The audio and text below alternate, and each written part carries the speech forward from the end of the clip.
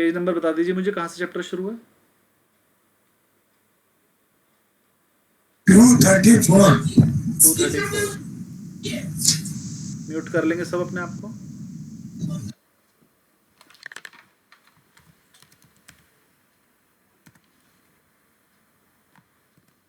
Chapter number 9 सबको मेरी screen दिख रही होगी अब।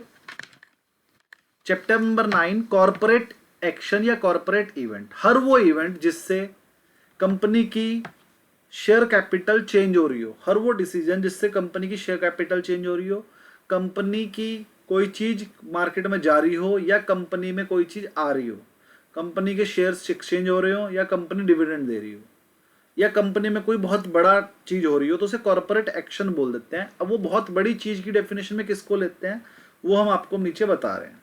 पहला आता है उसमें डिविडेंड डिक्लेरेशन, सबसे ज्यादा जो यूज होता है वो डिविडेंड डिक्लेरेशन ही होता है। कंपनी ने अगर डिविडेंड दे दिया, कंपनी ने अगर डिविडेंड दिया, डिविडेंड क्या होता है सर? जब कंपनी अपने प्रॉफिट का कुछ पार्ट अपने शेयर होल्डर्स को देना चाहती है। किसको देती है ये? शेयर होल्डर्स को। मान लीजिए कंपनी ने अपने प्रॉफिट का कुछ पार्ट शेयर होल्डर्स को दे दिया तो उसे डिविडेंड बोलते हैं। और कंपनी ने अपने प्रॉफिट में से कुछ पैसा निकाल के अपने एम्प्लॉयज में बांट दिया तो उसे ईसॉप बोलते हैं, एम्प्लॉय स्टॉक ऑप्शन प्लान। अगर थोड़े से शेयर अपने एम्प्लॉय को दे दिए या एम्प्लॉय को थोड़ा सा पैसा दे दिया तो उसे बोनस बोलते हैं, बोनस टू एम्प्लॉयज। ये बोनस शेयर नहीं है, ये बोनस टू एम्प्लॉय हो जाएगा। अगर आपने कैश दिया शेयर होल्डर को तो वो डिविडेंड हुआ, अगर आपने कैश दिया एम्प्लॉयज को तो वो बोनस हुआ।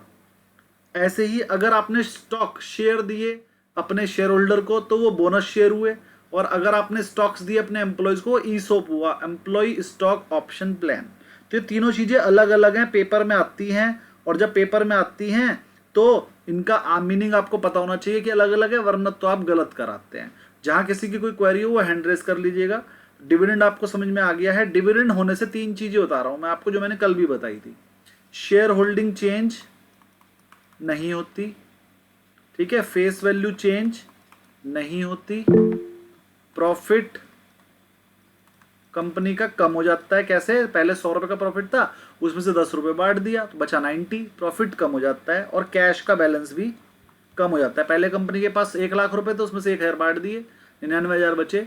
तो ये चीजें, दो चीजें कम होती है, बाकी किसी चीज पे कोई फर्क नहीं पड़ता है। जी, किसी की क्वेरी है तो हैंड रेस कर लीजिए।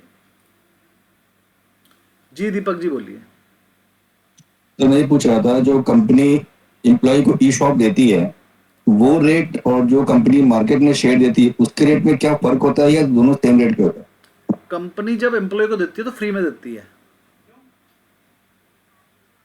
तो जो फ्री में देती है पर रेट तो देती होगी ना, कि मेरे पास इतने रुपए का मतलब एक शेयर मैंने लिया, कंपनी ने मुझे दिया, तो वो जो मार्केट रेट होगा उसी रेट पे मिलेगा मेरे को भी? अरे आपको तो पैसे ही नहीं देने ना। अगर आप कंपनी के एम्प्लॉय हो तो कंपनी आपको शेयर दे देगी बस फ्री में, ना कुछ लेगी ही नहीं। तो शेयर की वैल्यू तो होगी ना सर मेरे पास? हाँ, वही वैल्यू होगी ना जो मार्केट में चल रही है, अगर आपने बेचना है तो। मतलब रेट सेम ही रहेगा अगर मैं हाँ बेचता हूँ वही, तो अरे जो? शेयर तो वही है ना वो। बस मेरे को अपने जेब से पैसे नहीं देने, ये फर्क हाँ, होगा? फ्री में कुछ नहीं मिलता है, बस। ऐसे मिलता है। आप पहले हाँ, मतलब इंटरव्यू वो। देने जाते हैं, आप कंपनी को इंटरव्यू देने जाते हैं। कंपनी कहती है सर हम आपकी 1 लाख रुपए महीना तो सैलरी है और 5 साल का हम आपसे बॉन्ड भरवा रहे हैं। अगर आप 5 साल तक हमारे यहाँ रहे तो कंपनी आपको 5 लाख के बॉन्ड दे देगी, 5 लाख के ईसोप दे देगी। ईसोप का मतलब फिर से बताता हूँ। कंपनी ने आपसे तय किया सर आपकी 1 लाख रुपए महीना तो सैलरी है, और आज कंपनी के शेयर का रेट मान लीजिए 100 रुपये चल रहा है, तो कंपनी कहेगी आपको कि भैया 100 रुपये का शेयर तो कंपनी का आज का है, ठीक है, अगर आप हमारे यहाँ 5 साल तक जॉब करते हैं हम आपको 5,000 शेयर का ईसोप दे देंगे।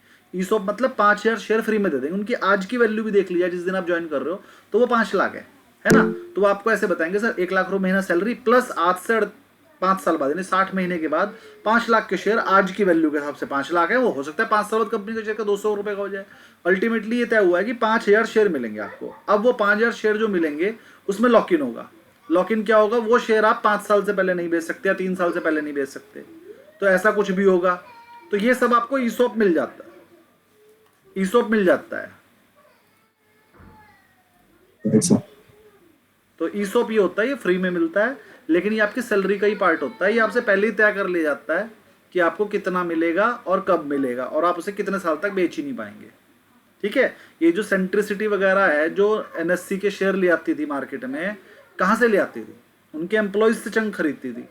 एम्प्लॉयज के पास पड़ा है, प्रमोटर तो बेचता ही नहीं है, सेबी से अप्रूवल ही नहीं है जब तक तुम्हारा वो ना आ जाए, जब तक तुम्हारा वो क्या कहते हैं आपका आईपीओ ना आ जाए तब तक तुम बेच ही नहीं सकते।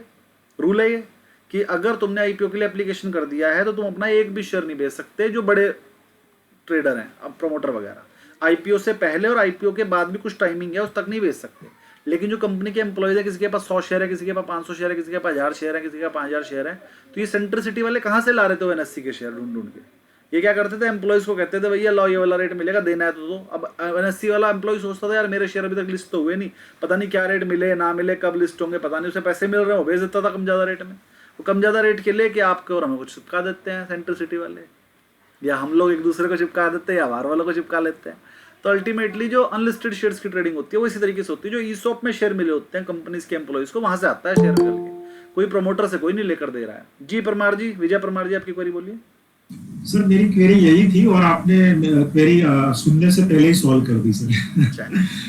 ये मेरी आदत का पार्ट है, करता रहता हूँ ऐसा। आगे बढ़ते हैं जी। तो हमने कल आपको बताया था डिविडेंड डिस्ट्रीब्यूशन, इसमें मैंने बता दिया आपको शेयर कैपिटल चेंज नहीं होती है, फेस वैल्यू चेंज नहीं होती है, प्रॉफिट थोड़ा कम हो जाता है और कैश थोड़ा कम हो जाता है। फिर अगला हमने आपको बताया था कल स्टॉक स्प्लिट। स्टॉक स्प्लिट में हमने आपको बताया था अपना जो स्टॉक की फेस वैल्यू थी 100 रुपए वाला, उसे उठा के हम कम कर देते हैं तो स्टॉक स्प्लिट हो जाता है। मतलब 100 रुपए वाला एक ले लेते हैं, उसके बदले 50 वाले 2 दे देते हैं, या 10 वाले 10 दे देते हैं, या 5 वाले 20 दे सकते हैं, या फिर 1 रुपए वाले 100 दे सकते हैं।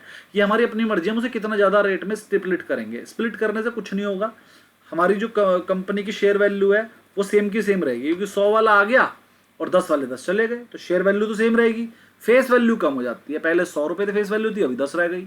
प्रॉफिट भी सेम रहता है और कैश भी सेम रहता है, कैश पे तो कोई फर्क पड़ा नहीं। नंबर ऑफ शेयर बढ़ जाते हैं, नंबर ऑफ शेयर पहले मान लो 100 का एक था, उसके बदले 10 के 10 चले गए। तो ये चीजें अपने पास लिख लेना ही काम की है कि इसमें शेयर कैपिटल कुछ नहीं होती। ये सब ऊपर वाले में से लिख लीजिए, शेयर कैपिटल को कोई फर्क नहीं पड़ता, शेयर कैपिटल पे कोई फर्क नहीं पड़ता, फेस वैल्यू कम हो जाती है, और भाई प्रॉफिट या फिर कैश पर कोई फर्क नहीं पड़ता, और नंबर ऑफ शेयर बढ़ जाते हैं। ये सब चीजें है ना, पेपर में आ जाती हैं ये। चलिए आगे बढ़ते हैं थोड़ा सा। इसके बाद हमने बताया था रिवर्स स्टॉक स्प्लिट। जब आप छोटे शेयर ले लेते हो उसके बदले बड़ा दे देते हो, छोटे 10-10 के 10 शेयर ले लिए और 100 का एक दे दिया, तो ऐसा करने से क्या होगा, शेयर कैपिटल में कोई चेंज नहीं, प्रॉफिट कैश पर कोई चेंज नहीं, नंबर ऑफ शेयर रिड्यूस हो जाएंगे भाई, 10 वाले 10 चले जाएंगे, 100 का एक आएगा, नंबर ऑफ शेयर कम हो जाएंगे, है ना। और क्या बताया था मैंने, बस यही सब चीजें होती हैं। चलिए इसके बाद अगला आता है बोनस इशू। बोनस इशू होता है जब आपको फ्री में, किसको किसको, शेयर होल्डर को, शेयर होल्डर को फ्री में शेयर दे दिए जाए तो उसे बोनस शेयर बोलते हैं। इससे शेयर कैपिटल बढ़ जाती है, शेयर कैपिटल बढ़ जाएगी ना। पहले 100 रुपए की शेयर कैपिटल थे, फ्री में जो शेयर नया इशू वो भी तो कैपिटल का पार्ट है, तो शेयर कैपिटल बढ़ जाती है, प्रॉफिट कम हो जाता है, कैश पे कोई फर्क नहीं पड़ता, नंबर ऑफ शेयर बढ़ जाते हैं। चलिए फिर हमने बताया राइट इशू, शायद ये कल नहीं पढ़ाया था राइट इशू, आज पढ़ा देते हैं, शायद पढ़ा दिया था। राइट इशू क्या होता है, जब आप अपना शेयर थोड़े कम प्राइस पे offer to existing shareholder, एक तो आप एग्जिस्टिंग शेयर होल्डर को देते हो, purchase additional share at a discounted price, discounted price पे देते हो तो शेयर कैपिटल बढ़ जाती है, नंबर ऑफ शेयर बढ़ जाते हैं, शेयर कैपिटल तो बढ़ी गई, कैश बढ़ जाता है क्योंकि कुछ पैसे भी लिए, डिस्काउंटेड प्राइस पे दिया है ना तो कुछ पैसे भी लिए हैं, तो कैश भी बढ़ जाता है। ठीक है, और क्या बताऊं, बस यही होता है। चलो यहां तक हमने कल शायद पढ़ा दिया था।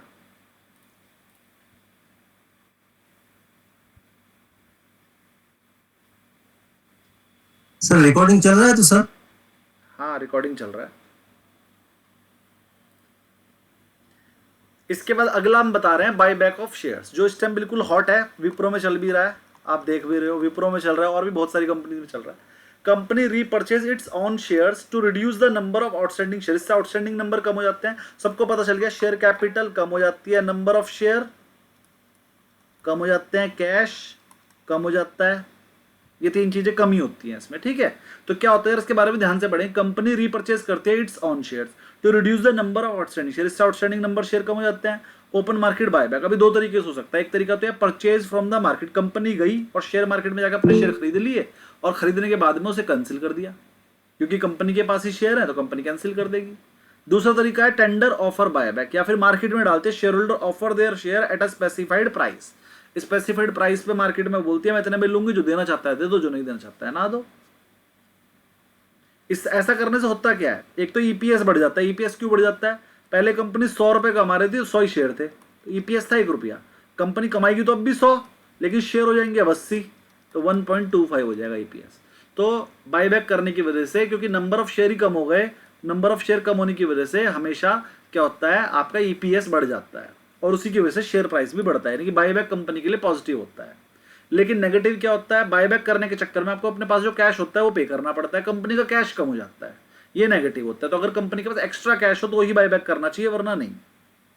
तो कभी कभी बायबैक करने पर प्राइस कम भी हो जाता है ऐसी कंपनियों का जिनके पास कैश की खुद ही कमी है, फिर भी बायबैक कर रही है। तो फिर हम शेयर होल्डर क्या बोलते हैं, कंपनी का मैनेजमेंट बेवकूफ है, इसके शेयर बेच दो, तो कंपनी का शेयर गिर जाता है।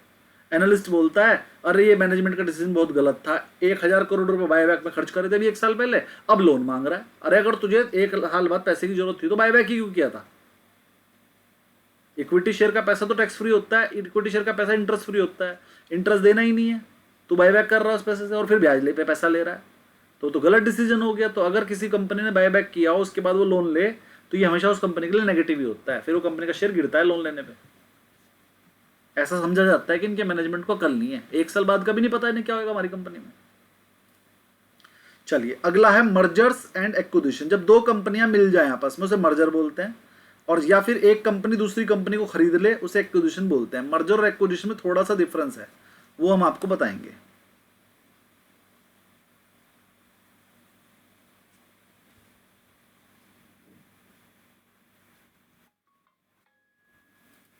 हाँ जी,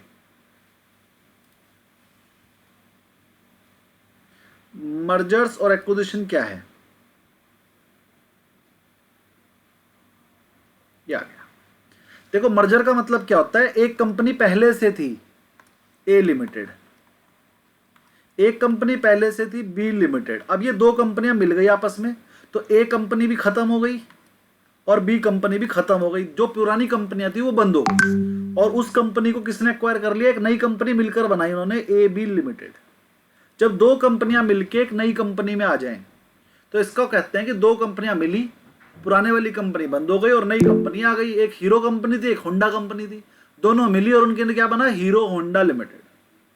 तो फिर ये क्या हुआ, मर्जर। एक्विजिशन क्या होता है, पहले एक ए लिमिटेड थी, एक बी लिमिटेड थी, ए ने बी को खरीद लिया, वो उसके अंदर मिलकर ए लिमिटेड ही बन गई। तो इस केस में क्या हुआ, ए लिमिटेड तो ए लिमिटेड आज भी है, बस उसने बी वालों को पैसा देके बी लिमिटेड को खत्म कर दिया। जब एक कंपनी को दूसरी कंपनी खरीद के अपने अंदर मर्ज कर ले, कर तो ये भी मर्जर ही रही है। तो पहले भी तो यही हुआ था, ए लिमिटेड और बी लिमिटेड मिल गए थे, अब भी ए लिमिटेड और बी लिमिटेड मिल गए, लेकिन पहले वाले केस में ए लिमिटेड और बी लिमिटेड दोनों का डिसोल्यूशन हो गया था, दोनों बंद हो गई थी और नई कंपनी बनी थी ए बी लिमिटेड, उसे बोलते हैं मर्जर।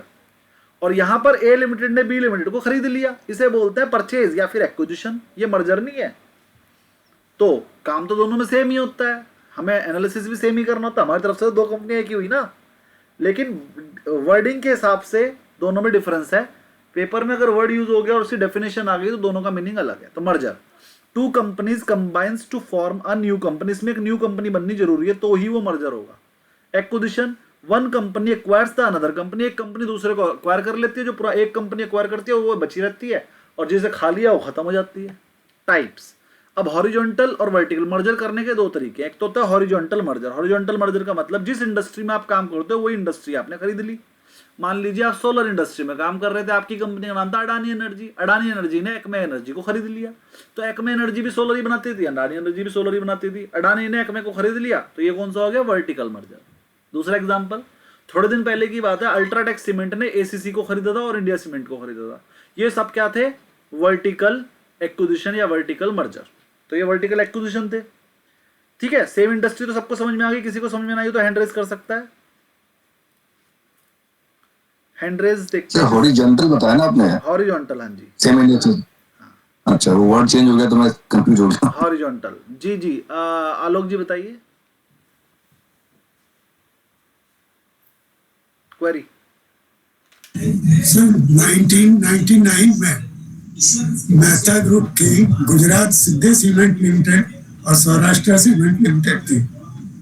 इन दोनों का मर्जर तो नहीं हुआ, इनको प्लग कर दिया गया, नाम चेंज नहीं हुआ, दोनों कंपनीज के नाम सेम रहे, उसको क्या बोला जाएगा? क्या हुआ था मुझे दोबारा बताइए, मुझे पता ही नहीं वाला केस। पहले एक CCGL हुआ करती थी, cement corporation of Gujarat limited, ठीक है, उसको मेहता ग्रुप ने एक्वायर कर लिया, गवर्नमेंट ऑफ गुजरात से ले लिया, शेयर ले तो लिया, उसका नाम, हाँ, उसका नाम हो गया गुजरात सिद्धि सीमेंट लिमिटेड। ठीक है, नाम चेंज कर दिया बाद में। और गुजरात सिद्धि सीमेंट लिमिटेड जो है सौराष्ट्र सीमेंट लिमिटेड, जिनकी रानाबाबू में फैक्ट्री है मेहता ग्रुप की, तो उन्हीं ने दिया उसको, गुजरात सिद्धि को। नाम दोनों के सेम चलते रहे, दोनों के MDs अलग थे, दोनों का मैनेजमेंट अलग था। 1999 में दोनों का मैनेजमेंट सेम कर दिया, दोनों का ऑफिस सेम कर दिया, पहले अलग अलग ऑफिस थे, उसको क्या बोला जाएगा? देखो ये था एक्विजिशन, एक कंपनी जो मेहता ग्रुप की पहले से थी उसने गवर्नमेंट से कंपनी को एक्वायर कर लिया। एक्वायर करने के बाद क्या हुआ, अब एक मैनेजमेंट एक कंपनी संभाल रहा है, उसकी भी 100-150 ब्रांच है जितनी भी है वो संभाल रहा है। तो उस वाले मैनेजमेंट ने कहा जी हम अभी संभाल नहीं सकते इसको, और फिर का काम करने का तरीका अलग, क्वालिटी अलग, पैकिंग अलग, बहुत कुछ अलग, तो नाम वगैरह चेंज करके उसके मैनेजमेंट को कहा ठीक है ये वाली ब्रांचेज आप ही संभाल लो, ये वाली ब्रांचेज हम संभाल रहे हैं। वो अलग एरिया में काम करती थी, वो अलग एरिया में काम करती, दोनों अलग अलग मैनेजमेंट काम कर रहे थे, कंपनी एक ही थी। बाद में कंपनी को लगा कि अब हम अपने मैनेजमेंट को एक कर सकते हैं, खर्चा भी बचेगा और एक तरीके से हम प्रोडक्शन एक जगह कर पाएंगे, है ना, सेल एक जगह कर पाएंगे। धीरे धीरे धीरे धीरे उन्होंने अपना मैनेजमेंट को सेम कर दिया, लेकिन वो कंपनी का प्रोडक्शन तो अलग अलग ही होता है, प्रोडक्शन अलग अलग ही होता है आज भी, और ब्रांड भी दोनों अलग अलग है। हाँ, तो उसमें मैनेजमेंट एक कर दिया गया, जैसे अभी इंडिया सीमेंट, ACC और अल्ट्राटेक को सबको एक कर दिया गया। तो बहुत टाइम तक ACC का सीमेंट ACC के नाम से ही आ रहा था, लेकिन फिर धीरे धीरे धीरे धीरे मार्केट से ACC को अब खत्म कर रहे हैं वो, और अडानी का जो अल्ट्राटेक है वही आ रहा है हर जगह। तो ACC की भी तो ब्रांड वैल्यू है। कुछ एरिया ऐसे हैं आज भी जहां पर अडानी का सीमेंट या फिर अल्ट्राटेक को कोई जानता ही नहीं है, ACC ही जानता है। अब वहां पर अगर अल्ट्राटेक आ गया तो कोई लेगा ही नहीं, कहेगा अल्ट्राटेक सीमेंट, ये तो कोई लोकल सीमेंट लग रहा है, हम तो ACC लेते हैं। तो फिर ब्रांडिंग की गई इस तरीके की, कट्टे पे लिखा गया नाउ ACC इज अल्ट्राटेक, और अडानी भी लिख दिया गया उसी के ऊपर, जिससे लोगों को पता चले भाई ये ACC, अल्ट्राटेक, अडानी सब सेम है। ठीक है, ऐसा भी हो सकता है थोड़े दिनों में अल्ट्राटेक सीमेंट का नाम बदल के भी अडानी कर दिया जाए। ठीक है, तो ये सब कुछ प्लानिंग चल रही है, कंपनी की अपनी अपनी पॉलिसीज रहती है अपना माल ज़्यादा बेचने के लिए। अगर कहीं पर पुराने ब्रांड की इमेज वैल्यू ज़्यादा अच्छी है तो फिर पुराने ब्रांड के नाम से ही बेच लेंगे। धीरे धीरे पब्लिक को बता दिया जाता है भैया ये ब्रांड बदल नहीं रहा है, सेम ब्रांड है, बस नाम बदल रहे हैं। धीरे धीरे धीरे धीरे पता लग जाता है तो नए नाम से बिकने लगता है, फिर एक ही नाम कर देते हैं सारे में, क्योंकि दो तरह की पैकिंग छपवाने में खर्चा ज़्यादा होता है। दो तरह की फिर पैकिंग छपवाओ तो फिर उसे जहाँ यूज़ करना है वहीं यूज़ पाएगा, उस वाले की फैक्ट्री का माल इधर वाले पे यूज़ नहीं हो पाएगा जब ब्रांड भी बदलना पड़ेगा। तो अब एक ही ब्रांडिंग होने से क्या होता है, कहीं पर भी यूज़ कर लो, कहीं का बना हुआ माल इधर वाली फैक्ट्री में कम पड़ जाए तो वाली फैक्ट्री से मंगा लो, ये हो जाता है। चलिए आगे बढ़ते हैं। तो हमने मर्जर एंड एक्विजिशन आपको समझा दिया।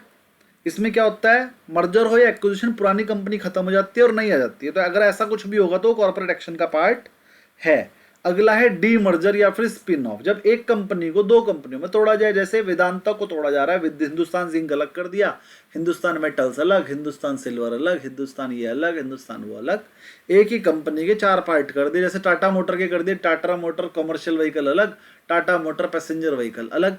जैसे टाटा टेक्नोलॉजी में से निकला, टाटा मोटर में से निकला टाटा टेक्नोलॉजी, ये सब क्या है, डी मर्जर। एक ही कंपनी के अंदर से जो बहुत सारी कंपनियां काम कर रही थी, एक ही कंपनी में बहुत सारे सेगमेंट काम कर रहे थे, उन सेगमेंट को अलग अलग करके लिस्ट कर देना, तो उसे बोलते हैं डी मर्जर। जब एक कंपनी में से दो कंपनी निकलती हैं तो जो पुराना शेयर होल्डर होता है उसे नई कंपनी के भी शेयर मिलते हैं। मान लीजिए मैं AB लिमिटेड थी मेरे पास, अब AB लिमिटेड में से दो कंपनियां बन गई। पहले मेरे पास AB लिमिटेड के शेयर थे, अब AB लिमिटेड में से दो कंपनियां निकल गई, एक A लिमिटेड, एक B लिमिटेड, और AB लिमिटेड भी है। तो मेरे पास AB लिमिटेड का शेयर तो रहेगा ही रहेगा, लेकिन A लिमिटेड के शेयर भी मुझे मिलेंगे और B के भी मुझे मिलेंगे, क्योंकि मैं AB का शेयर होल्डर था। और ये बच्चे कहाँ से निकले, A और B में से। तो भैया जिसके माँ बाप हैं तो बच्चे भी तो उसी के होंगे, तो AB लिमिटेड भी मेरी रहेगी, A लिमिटेड भी मेरी हो जाएगी और B लिमिटेड भी, तीनों के शेयर मेरे पास हो जाएंगे। Division of a company into separate entity improve the focus and efficiency. ऐसा करने से क्या होता है कि एक ही कंपनी में जब सारी कंपनियां काम कर रही थी तो उतना ज्यादा मैनेजमेंट ध्यान नहीं दे पा रहा था, तो उन्होंने क्या करा, ए लिमिटेड अलग कर दी, उसका मैनेजमेंट अलग, बी लिमिटेड अलग कर दी, उसका मैनेजमेंट अलग, अब जो बचा हुआ पोर्शन है वो ए बी लिमिटेड का मैनेजमेंट संभाल ही रहा है। तो ऐसा करने से क्या होता है कि 3 अलग अलग मैनेजमेंट आ जाते हैं, तो वो ज्यादा अच्छे से काम कर पाते हैं। तो जब कंपनी बहुत बड़ी हो जाती है तो उसे डीमर्जर करके ऐसा कर दिया जाता है। ऐसा करने से क्या होगा, न्यू इंडिपेंडेंट कंपनी फॉर्म हो जाएगी पेरेंट कंपनी की, उसे सब्सिडरी बोलते हैं। Share holder surrender existing shares for the new share, उसको सरेंडर करना पड़ सकता है पुराना शेयर और उसके बदले नए मिल जाएंगे, और अगर पुरानी कंपनी भी एग्जिस्टेंस में है तो वो वाली कंपनी के तो रहेंगे ही रहेंगे और नई कंपनी के और मिल जाएंगे। पॉजिटिव क्या है, इससे कोर बिजनेस पे आप फोकस कर पाओगे और अनलॉक कर लोगे हिडन वैल्यू। और नेगेटिव क्या है, इंक्रीज्ड ऑपरेशनल कॉम्प्लेक्सिटी, आपका खर्चा बढ़ जाएगा, 3 मैनेजमेंट का खर्चा आपको देना पड़ेगा। अगला है आईपीओ, इनिशियल पब्लिक ऑफरिंग। आप सबको पता है जब कंपनी पहली बार अपने शेयर पब्लिक को इशू करती है तो उसे आईपीओ बोलते हैं। कंपनी पहली बार अपने शेयर पब्लिक को जब इशू करती है, first sale of share to the public to raise capital growth and expansion के लिए पैसा चाहिए होता है। इसके लिए आपको सेबी के साथ फाइलिंग करनी पड़ती है, रोड शो करना पड़ता है, बुक बिल्डिंग करना पड़ता है, प्राइस बैंड फिक्स करना पड़ता है और फिर बुक बिल्डिंग प्रोसेस करके, बुक बिल्डिंग प्रोसेस क्या होता है ये आप पूछना चाह रहे होंगे। बुक बिल्डिंग प्रोसेस होता है, हम अपना कोई प्रमोटर रखते हैं, हम अपना कोई अंडरराइटर रखते हैं किसी बैंक को, बैंक को अंडरराइटर रखने के बाद हम बैंक से कहते हैं भाई मेरे शेयर बिके या ना बिके तुझे ही रखने पड़ेंगे। तो बैंक कहता है किस रेट पर दोगे, तो उसके लिए हम क्या करते हैं, एक बुक बिल्डिंग प्रोसेस करते हैं, मार्केट में अपना प्रोस्पेक्टस इशू करते हैं कि अगर मैं ये शेयर आपको 500 में बेचूं तो आप ले लोगे, फिर 600 में बेचूं तो ले लोगे। मतलब लोगों से हम अपने प्राइस पूछते हैं, बड़े वाले इन्वेस्टर से। तो बड़े इन्वेस्टर अपने एक अंदाजा देते हैं, सर इतने तक तो मैं ले लूंगा, और वहां से एक अंदाजा लग जाता है कि इतने तक तो हमारे शेयर बिकी जाएंगे। फिर उसमें कुछ वैल्यू बढ़ा के घटा के आप और अंडरराइटर मिलकर फिक्स कर लेते हो, उसे बोलते हैं बुक बिल्डिंग प्रोसेस। हमने सिर्फ अंदाजा लेने के लिए मार्केट में अपने शेयर इशू करे, जो एक्चुअल में नहीं करे, सिर्फ रेट लेने के लिए, तो उसे बोलते हैं book building process. Book building process करने के बाद आप एक रेट तय कर लेते हो अंडरराइटर से, फिर चाहे आपके शेयर बिके या ना बिके अंडरराइटर आपके शेयर ले लेगा। इसे बोलते हैं आईपीओ। यहाँ तक किसी की कोई क्वेरी हो तो हैंड रेज कीजिए, तब तक आप विजय परमार जी आप अपनी क्वेरी लीजिए। सर ये जो अभी आपने बताया कोई बड़ा बिजनेस हो जाता है तो उसमें से दूसरे वर्टिकल को या बिजनेस को अलग कर दिया जाता है और शेयर होल्डर्स को कुछ शेयर बांटे जाते हैं, तो जो मेन कंपनी होती है उसकी शेयर की वैल्यू पे इसकी क्या इम्पैक्ट पड़ती है फिर? चलो एग्जाम्पल के लिए बता देता हूँ कि मेरी कंपनी है, मान लो उस कंपनी में मैं ट्यूशन भी पढ़ाता हूँ, मैं कोचिंग भी देता हूँ आप लोगों को जैसे पढ़ा रहा हूँ। मान लीजिए मेरा सोलर का काम भी उसी कंपनी में, मान लीजिए मैं अपनी प्रैक्टिस भी उसी कंपनी में कर रहा हूँ, और मान लीजिए जो मैं बुक लिख रहा हूँ वो भी मैं उसी कंपनी में लिख रहा हूँ, और मेरी कंपनी की वैल्यू का शेयर का जो प्राइस चल रहा है वो मान लीजिए 1000 रुपीज़ चल रहा है। वो 1000 क्यों चल रहा होगा, उसमें कुछ वैल्यू तो मेरी कोचिंग के बिजनेस की है, कुछ वैल्यू मेरी बुक्स के बिजनेस की है, कुछ वैल्यू मेरे सोलर के बिजनेस की है, कुछ वैल्यू मेरी प्रैक्टिस की है। अब मान लीजिए मेरा मन किया यार ये बुक लिखने का काम ना मैं नहीं कर पा रहा, मतलब बुक तो मुझे साल में एक बार लिखनी पड़ती है, उसका पब्लिकेशन, फिर उसे बेचना, एडवर्टीजमेंट करना, सैम्पलिंग करना, सब काम मैं अकेला नहीं कर पा रहा हूँ यार, इसके लिए एक अलग मैनेजमेंट बना देता हूँ। तो मैंने बुक का नाम रख दिया गुप्ता पब्लिकेशन। तो गुप्ता पब्लिकेशन मैंने अपनी कंपनी में से अलग कर दिया, तो गुप्ता पब्लिकेशन के शेयर भी मैं आप लोगों को दूंगा, तो मेरे 1000 रुपए की वैल्यू में से गुप्ता पब्लिकेशन अलग हुआ। तो क्या वैल्यू लगती है आपको कि मेरे गुप्ता, अब जो मेरी अपनी कंपनी है जिसका नाम था शिवम गुप्ता लिमिटेड, उसकी वैल्यू तो कम होएगी ना, उसमें से गुप्ता पब्लिकेशन की वैल्यू निकल गई, गुप्ता पब्लिकेशन की सेल अब मेरी कंपनी में नहीं आएगी। तो मान लीजिए मैं आपको गुप्ता पब्लिकेशन का शेयर दे रहा हूँ, वो 100 रुपये पे लिस्ट होगा, मान लीजिए वो 100 पे लिस्ट हुआ, तो हो सकता है मेरी अपनी वैल्यू मेरी कंपनी में 70-75 रुपये कम हो जाए। तो अल्टीमेटली डीमर्ज करने से अगर शेयर होल्डर को लगता है कि अलग अलग करने से कुछ फायदा होगा तो वैल्यू बढ़ती है टोटल में, वरना वैल्यू कम भी हो सकती है, लेकिन अल्टीमेटली वैल्यू लगभग सेम ही रहती है। यहाँ पर भी 1000 रुपये था, अब 900 और 100 हो जाएगा। लेकिन ज़्यादातर ये देखा गया है कि जब भी आप डीमर्जर करते हो तो कुछ ना कुछ वैल्यू आपको ज़्यादा मिलती है। क्यों? क्योंकि पहले मैं संभाल अकेला रहा था सब चीज़, तो मैं उस हिसाब से सेल नहीं कर पा रहा था। अब 2 मैनेजमेंट आके काम करेंगे, 2 मैनेजमेंट ज़्यादा सेल कर लेंगे, तो उस हिसाब से पहले ही रेट बढ़ जाते हैं। लेकिन अगर मैनेजमेंट अच्छे से काम ना कर पाए तो अगले साल घट भी जाते हैं, है ना। ये चेक करती है मैनेजमेंट, शेयर होल्डर जो मार्केट होती है चेक करती है। तो मेरे हिसाब से आपकी क्वेरी सॉल्व हो गई होगी जी परमार जी। सर जैसे ये रिलायंस में हुआ था, जब जियो वहां से अलग हुआ रिलायंस इंडस्ट्री से, तो मेरे पास रिलायंस के शेयर्स थे। उस टाइम पे जब मार्केट में न्यूज आई कि जियो का अलग से लिस्टिंग होने वाला है, जियो अलग होने वाली है, तो रिलायंस के शेयर काफी बड़े थे, 2800-2900 तक चले गए थे। फिर जब ये जियो अलग हुआ तो उसकी कुछ प्राइस डिस्कवरी हुई, 180 रुपए का शेयर हमको मिला, और तब रिलायंस की जो 2800 रुपए की वैल्यू थी उसमें से वो 180 डिडक्ट हो गए, और रिलायंस का शेयर फिर धीरे धीरे कम होकर 2400 तक चला गया। तो ये जो प्राइस डिस्कवरी हुई जियो के शेयर्स की, वो कैसे डिसाइड होती है? वो मार्केट ही डिसाइड करता है या टेक्निकल हम जैसे रिसर्च एनालिस्ट डिसाइड करते हैं? कौन करता है ये? देखो सबसे बड़ी चीज़ है मार्केट। अभी मार्केट क्या है? मार्केट को किसी ने देखा है? मार्केट कैसे डिसाइड करे? मार्केट को इंसान थोड़ी है, आप और हमारे समूह को ही तो मार्केट बोलते हैं। अब क्या होता है, जिसको लगता है यार जियो की वैल्यू 200 रुपये, अच्छा कि 200 रुपये कौन लगा कर देता है? सबके टेक्निकल एनालिसिस, सबके एनालिस्ट हैं, हम ही आप ही लोग देते हैं। अब एक बहुत बड़ा बैंक है, मान लो कोटक बैंक है, कोटक बैंक को जियो में इन्वेस्ट करना है, तो अपने एनालिस्ट से बोलेगा, अपने 4 एनालिस्ट रख रखे हैं उसने, वो अपने एनालिस्ट से बोलेगा, उसमें बंसल जी काम करते हैं, दीपक जी काम करते हैं, तो बंसल जी और दीपक जी को बोलेगा अरे इधर आओ, तो कल तक मुझे जो है जियो की वैल्यू निकाल कर बताना और टेक्निकल्स के साथ बताना कौन सा रीज़न लगाया, डिटेल्ड रिपोर्ट चाहिए मुझे। बंसल जी ने अपनी रिपोर्ट बनाई, दीपक जी ने अपनी बताई। बंसल जी ने कहा सर मुझे लगता है ये कंपनी ना अगले 1 साल में 1000 करोड़ की सेल करेगी, और 1000 करोड़ की सेल में भी नई है, तो पहले साल इनका प्रॉफिट 10% रहेगा, 100 करोड़ का प्रॉफिट करेंगे, और फिर धीरे धीरे 5 साल में कंपनी 1000 करोड़ की सेल से बढ़ के 5000 करोड़ की सेल पे चली जाएगी, और उनका प्रॉफिट 100 करोड़ से बढ़ के 1000 करोड़ पर चला जाएगा। इस हिसाब से अगर 5 साल बाद की वैल्यू अगर मैं बताऊँ शेयर की, वो इस वैल्यू की ये वाली वैल्यू बनती है।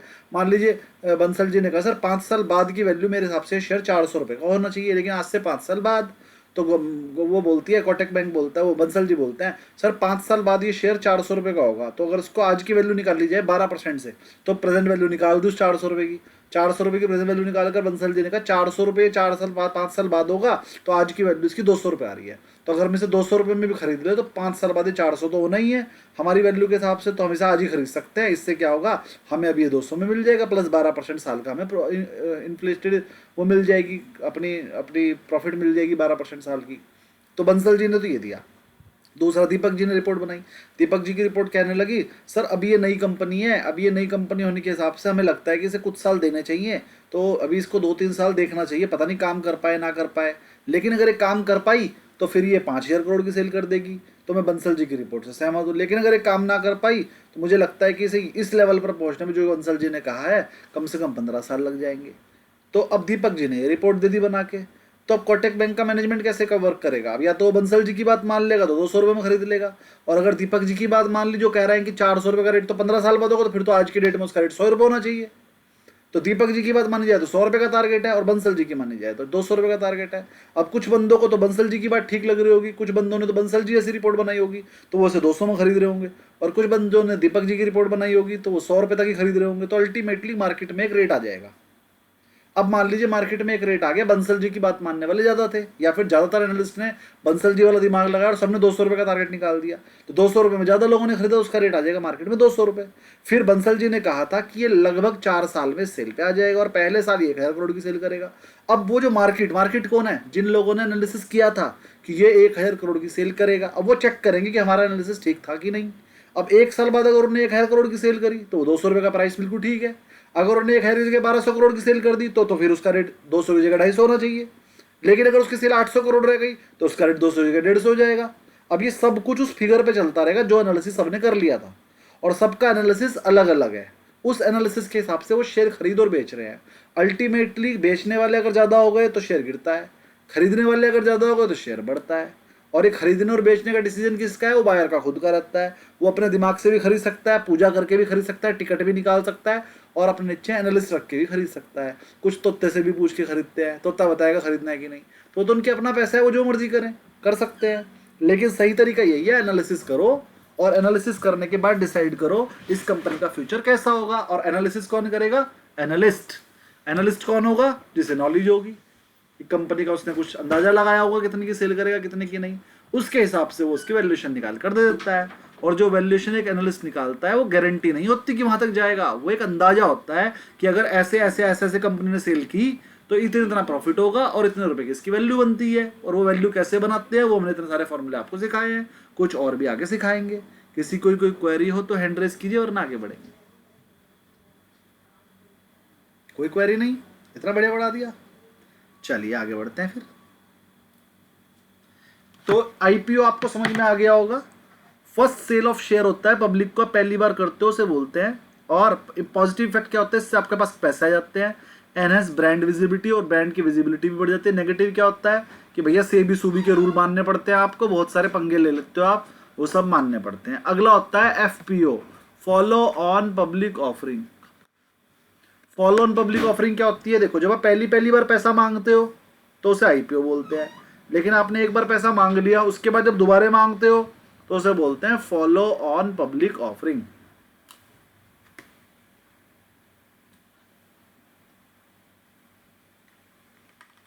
कोई क्वेरी हो तो बोलिए।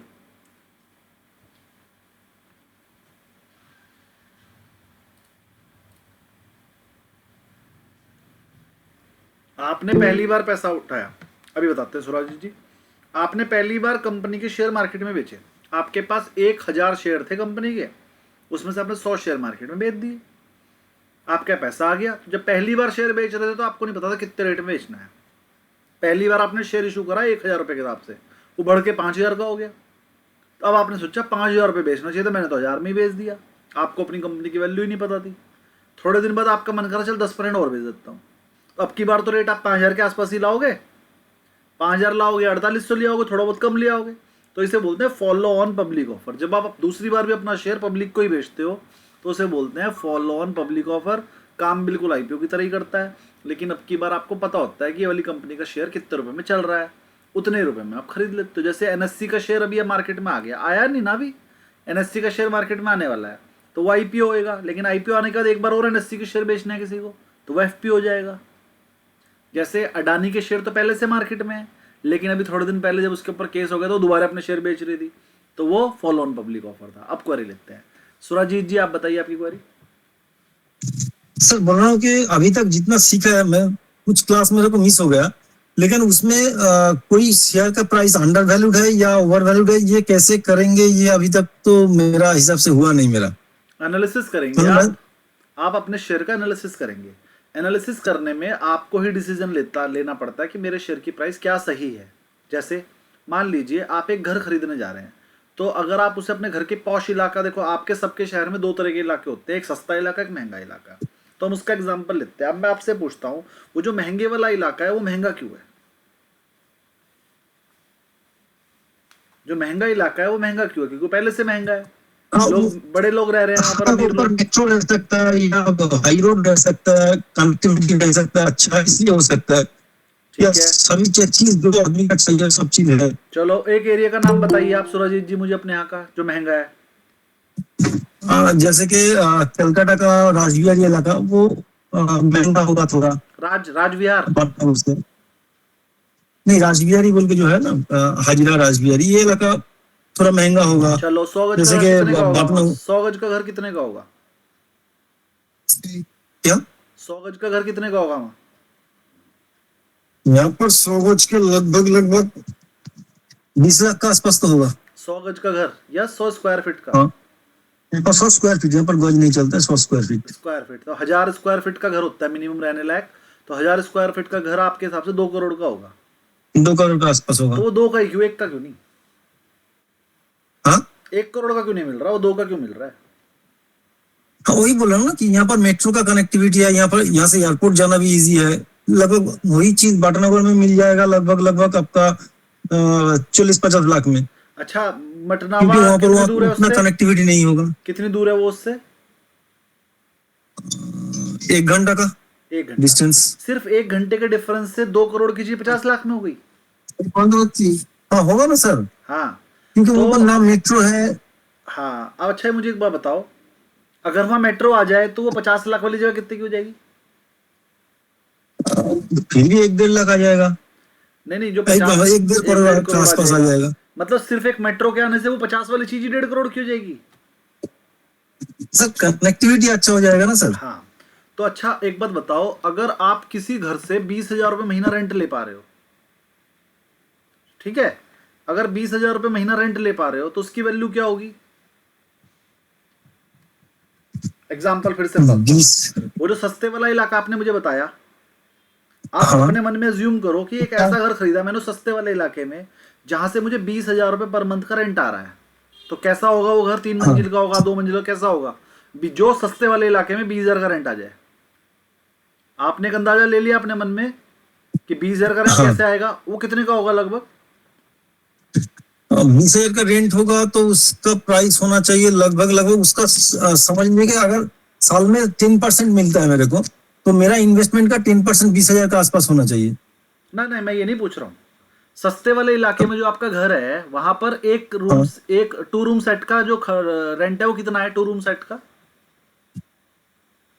2 रूम्स का होगा मेरा हिसाब से 20 से 30 लाख का आसपास होना चाहिए, 20 लाख के आसपास कुछ होना रूम चाहिए। सेट का अगर एक मंजिल का घर खरीदते हैं, फ्लैट खरीदते हो 20 से 30 लाख रुपए मिल जाएगा। और उसका रेंटल वैल्यू क्या है? ये मालूम नहीं एग्जैक्टली, अंदाजा अंदाजा मैं कौन सा पता है मुझे, अंदाजा अंदाजा 8,000 से 10,000 का बीच में कुछ होना चाहिए। 30 लाख रुपया लगा के 10,000 मिलता है सस्ती वाली जगह पर। अब महंगे वाली पे आ जाओ, वहां पर 2 रूम सेट कितने का होगा? लगभग 500 स्क्वायर फीट का होगा तो 1 करोड़ का आसपास तो होना चाहिए। चलो, और उसका किराया कितना मिलता है? 30 to 35,000 का आसपास कुछ चलो, अब होगा। भाई साहब ने मुझे बताया है कि सर अगर हम 30 लाख वाला माल खरीद रहे हैं तो उसमें 10,000 आ रहा है, 30 लाख से 10,000 आ रहा है। और अगर हम 1 करोड़ खरीद रहे हैं तो उससे 30,000 आ रहा है। तो अल्टीमेटली बात वही नहीं हो गई कि जितना हम कमाई करते हैं उसी के हिसाब से रेट होता है।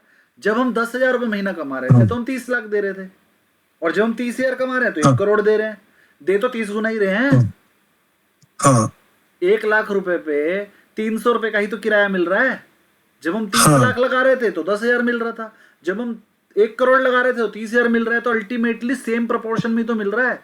यानी कि जितना किराया, जैसे हम अच्छी जगह पर जाते हैं वहां किराया भी बढ़ता है और वैल्यू भी बढ़ती है, लेकिन वैल्यू हमेशा किराए के प्रोपोर्शनेटली ही बढ़ती है। ये मैं प्रॉपर्टी के लिए बता रहा हूं। ऐसे ही शेयर की प्राइस भी उसकी कमाई के प्रोपोर्शनेटली ही बढ़ती है। जितने कोई कंपनी प्रोपोर्शनेटली कमाई बढ़ाएगी उतना ही उसका प्राइस बढ़ेगा। तो आप कह रहे थे ना मुझे अंडर वैल्यूड और ओवर वैल्यूड कैसे पता चलेगा? वो ऐसे पता चलेगा, आप उसकी कमाई का अंदाजा लगाओगे अगले 5 साल में वो कितनी कमाई करेगी, उस अंदाजे वाली कमाई के हिसाब से उसकी वैल्यू कैलकुलेट करोगे। वो जो वैल्यू कैलकुलेट करके पर शेयर की वैल्यू निकल कर आएगी, उसे चेक करोगे करंट की वैल्यू से ज्यादा है या कम। अगर करंट वैल्यू ज्यादा है तो वो ओवर वैल्यूड है, करंट वैल्यू अगर कम है तो अंडर वैल्यूड है। मेरे को लगता है आज आपको सही से समझ में आ गया होगा। हाँ सर, इसीलिए मैंने आपसे ही पूछा आपके एरिया के रेट बताओ, इससे बढ़िया तरीके से नहीं समझा सकता। सही बात। अगला क्वेश्चन पूछते हैं आलोक बंसल जी, आप बताइए। ये फॉलो अप वाला एक बार फिर से समझा दीजिए। मान लीजिए मेरी एक कंपनी थी और मेरे पास उस कंपनी के 1 करोड़ शेयर थे। मेरी कंपनी है तो 1 करोड़ शेयर मेरे पास ही होंगे ना। तो मैंने उसे 1 करोड़ शेयर में से 10 लाख शेयर पब्लिक में इशू कर दिए। उसे बोलते हैं आईपीओ। तो आईपीओ के केस में क्या होता है, पूरे के पूरे शेयर इशू नहीं होते, अपनी पूरी शेयर होल्डिंग का कुछ पार्ट हम पब्लिक में इशू कर देते हैं। तो बचे हुए 90 लाख शेयर तो मेरे पास है, 10 लाख शेयर मार्केट में आ गए। अब उसमें थोड़े से बंसल जी ने खरीद लिए, थोड़े से परमार जी ने खरीद लिए, थोड़े से किसी ने, सबने 2-2, 4-4, 5-5, 10-10 शेयर खरीद लिए। सबके पास मेरी कंपनी के 10 लाख शेयर बिक गए, 90 लाख आज भी मेरे पास है। फिर 10 साल बाद मुझे फिर लगा यार थोड़े से शेयर और बेच लेता हूँ, पैसे की जरूरत है। तो अब मैं जो अगले 10 लाख शेयर बेच रहा हूँ इसे बोलेंगे फॉलो ऑन पब्लिक ऑफर, क्योंकि मैं पहली बार नहीं दे रहा हूँ। मैं पहली बार के बाद जितने भी होते हैं वो एफपीओ होते हैं।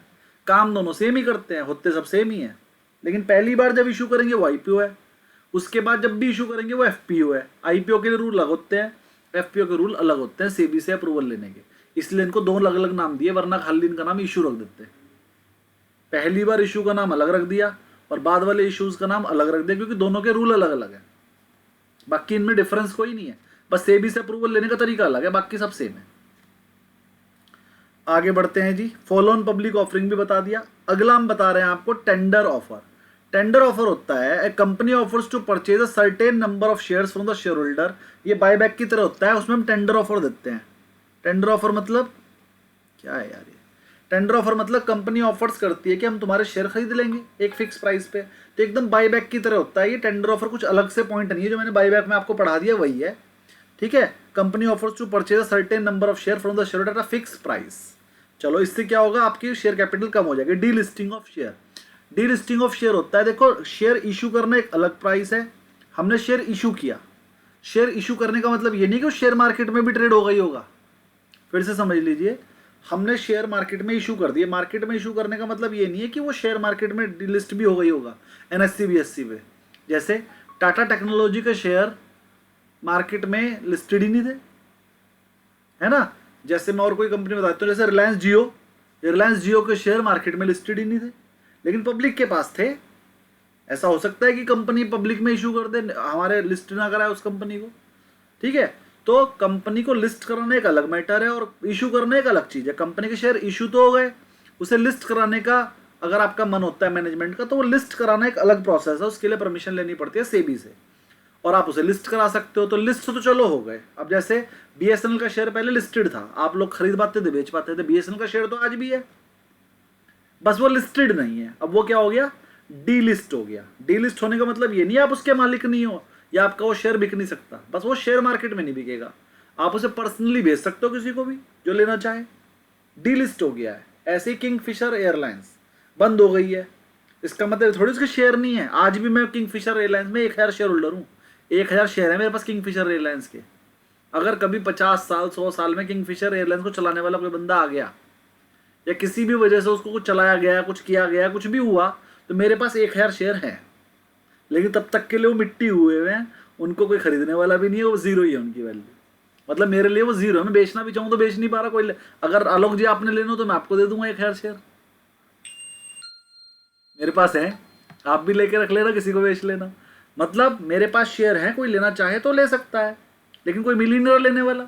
मैं कह रहा हूँ चलो 5000 में ही दे दूंगा 1000 शेयर, 5 रुपये का एक शेयर दे दूंगा, ले लो कोई, मिट्टी और रख के मेरे तो 5000 आएंगे। कोई लेना चाहे, जिसको लगता हो किंगफिशर एयरलाइंस कभी जिंदा होगी, कोई चलाएगा तो ले लो भैया शेयर, क्योंकि जिस दिन अगर कोई उसे चलाने वाला आ गया तो 100 रुपये में भी नहीं मिलेगा। अभी तो मैं 5 रुपये में देने को तैयार हूँ, लेकिन अगर कोई चलाने वाला आया तो।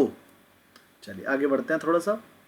तो डी लिस्टिंग भी आपको समझ में आ गई होगी, जब कोई कंपनी लिस्टेड थी उसे हटा दिया जाए स्टॉक एक्सचेंज से तो उसे डी लिस्टिंग बोलते हैं। अभी दो तरह का हो सकता है, एक तो वॉलंटरी अपनी इच्छा से, या आपने कुछ ऐसी गड़बड़ कर दी कि सेबी ने हटा दिया आपका। Involuntary forced delisting due to non compliance, आपने कुछ उल्टा काम कर दिया होगा। ईसोप में आपको पहले ही समझा चुका हूँ, ये आप अपने आप पढ़ लेना, ईसोप तो पढ़ा चुका हूँ, एग्जाम्पल आप पढ़ लेना, ये सब हो जाएंगे। What is share swap, share swap बता रहा हूँ।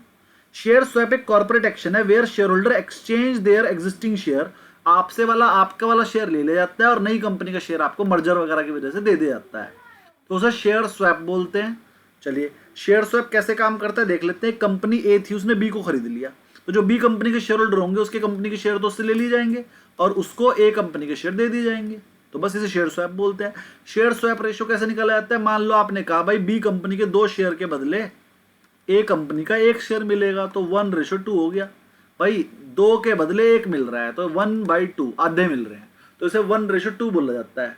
जितने मिल रहे हैं ए कंपनी के वो पहले रख दिया जाता है, जितने दे रहे हो वो तो बाद में रख जाता है, तो शेयर स्वैप मिल जाता है। एग्जाम्पल देख लो, कंपनी ए थी, उसका शेयर प्राइस था 200 रुपये, कंपनी बी थी, उसका प्राइस था 100 रुपये। अब 100 रुपये वाला शेयर लेके 200 वाले तो 2 के बदले 1 ही मिलेगा ना, तो पता कैसे चलेगा, बी कंपनी के शेयर प्राइस को ऊपर रख दो और उसको नीचे रख दो, 1:2 यानी कि 1/2 पता लग जाएगा। 1/2 का मतलब क्या है कि 1 के बदले आधा शेयर मिलेगा, मतलब बी कंपनी के 1 शेयर के बदले ए कंपनी का आधा मिलेगा, या फिर ऐसे कह लो बी कंपनी के 2 के बदले ए कंपनी का 1 मिलेगा, तो रेशो 1:2 ही आएगा। चलिए types of share swap, merger acquisition के टाइम पर आप शेयर स्वैप करते हो, डेट से इक्विटी स्वैप भी होता है। आपने किसी को लोन दे रखा था, उसके बदले वो हमें शेयर देना चाह रहा है, डेट था 1 लाख रुपए का और शेयर था 200 रुपए का, तो पता लग जाएगा ना 500 शेयर मिलेंगे, डिवाइड करके पता लग जाएगा। ऐसे ही बहुत सारे केस स्टडी आप पढ़ लोगे, मैं नहीं बता रहा हूं, अपने आप आ जाएगा समझ में। चलो इसके बाद नीचे आ जाते हैं। हाँ क्वेरी देखते हैं किसकी आई जी, रवि दीपक जी बताइए। तो जैसा भी आपने बताया था पीछे हॉरिजॉन्टल और वर्टिकल एक सेगमेंट में चेंज करने एक्विजिशन का, तो वर्टिकल का सर अगर सेम इंडस्ट्री में नहीं हो रहा है तो वो वर्टिकल हो गया, और सेम इंडस्ट्री में हो रहा है तो वो हॉरिजॉन्टल हो गया। हाँ। मान लीजिए कपड़े की इंडस्ट्री कागज के कपड़े मार्केट खरीद ले तो वर्टिकल हो गया। जैसे मान लीजिए आटा बेचने वाला खेत खरीद ले तो वो वर्टिकल हो गया, या आटा बेचने वाला अपनी मिल लगा ले तो भी वो वर्टिकल हो गया, लेकिन आटा बेचने वाला दूसरा आटे का ब्रांड खरीद ले तो वो हॉरिजॉन्टल हो गया। ठीक है सर।